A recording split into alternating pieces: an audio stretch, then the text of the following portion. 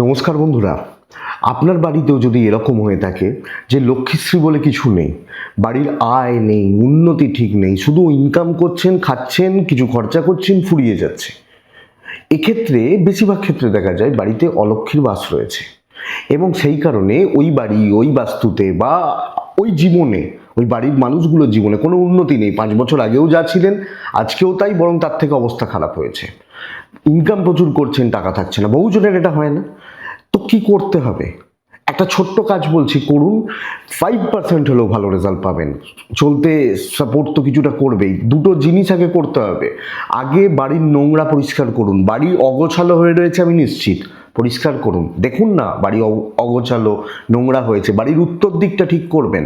উত্তর দিক যেন কোনোভাবে অন্ধকার হয়ে না থাকে, অপরিচ্ছন্ন হয়ে না থাকে এবং ড্যাম্প বা ক্র্যাক ইত্যাদিগুলো না থাকে। তাহলে এইটা ফার্স্ট স্টেপ, এটা করে নেবেন অবশ্যই।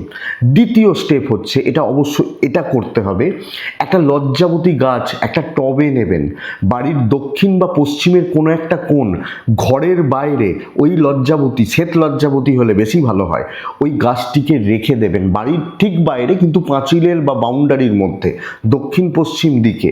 রাহুর কোণ, বলা হয় লজ্জাবতীর মধ্যে অদ্ভুত আকর্ষণ ক্ষমতা থাকে। অলক্ষ্মী বা নেগেটিভিটিগুলোকে দক্ষিণ পশ্চিমে রাহুর দিকে টানবে, তাহলে নেগেটিভ ইম্প্যাক্টগুলো আস্তে আস্তে কাটবে। কিন্তু ঘরের মধ্যে নয়, বাড়ির বাইরে। ধরুন আপনার 2 কাঠার বাড়ি, বাউন্ডারির আশেপাশে রেখে দিন জাস্ট গাছটিকে। করে দেখুন, বেশ কিছুদিন চলুক, আস্তে আস্তে বেটারমেন্ট পাবেন।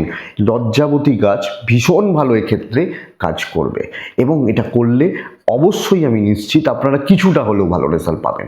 করতে তো পারেনি, একটা লজ্জাবতী গাছ, অসুবিধা তো কিছু নেই। তো বন্ধুরা, সাথে থাকুন, এই ধরনের টোটকাগুলো নিয়মিতভাবে আসে। ভালো থাকুন, সুস্থ থাকুন, নমস্কার।